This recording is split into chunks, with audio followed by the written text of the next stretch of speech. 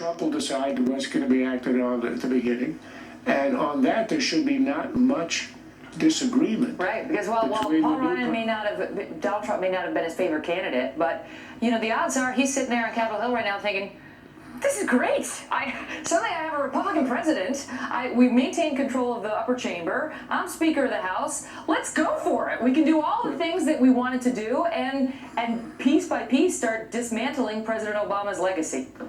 Ryan was like giddy as a kid in a candy store because he's got all this stuff on a host of issues, some of which he's already gotten through the House, that died in Harry Reid's Senate or died on the veto desk of Barack Obama, that now he's got a chance to actually enact.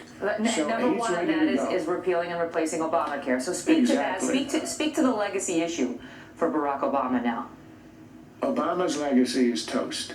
Obama's legacy is gone, which explains why he's so desperately and unusually in American history campaigned so roughly against Donald Trump. He knew that so much of his accomplishments had been built on ramming stuff through the House and the Senate with very little consensus, in fact, none on Obamacare coming from the Republicans, on executive orders that are reversible with a stroke of a pen, on regulation that is easily reversible, that it collapses if and when his successor turns out to be a Republican. And that's what happened. And I think he's going to end up as a parenthesis in American history in the sense that he thought, when he came into office, he thought he was the Ronald Reagan of the left, meaning Reagan came in, he changed the ideological trajectory of the country, he turned it into a conservative country where that was sort of the underlying consensus. Obama thought he was going to change all that and begin a liberal ascendancy the way that Reagan began a conservative ascendancy. Well, it did not turn out that way. The country rejected his policies. Remember what Obama said when he was campaigning? I'm not on the ballot, but my legacy is on the ballot. It was on the ballot and the country has rejected it.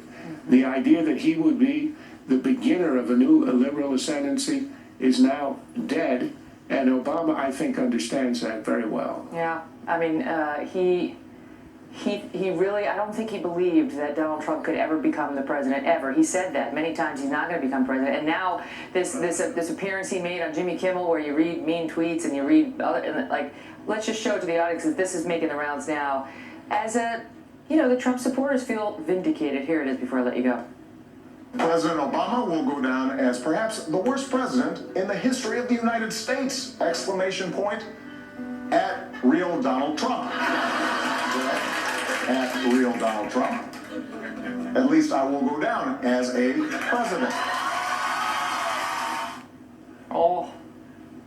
That's why there weren't that many smiles in the Oval Office today, and I think that's why.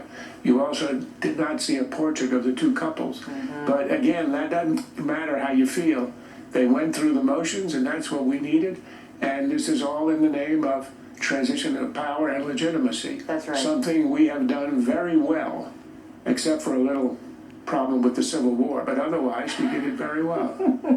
There's something beautiful about it, though. There is. You just see people so ideologically opposed and who have fought such a brutal fight. Just sit down together, shake hands, and say to the nation, we'll be just fine.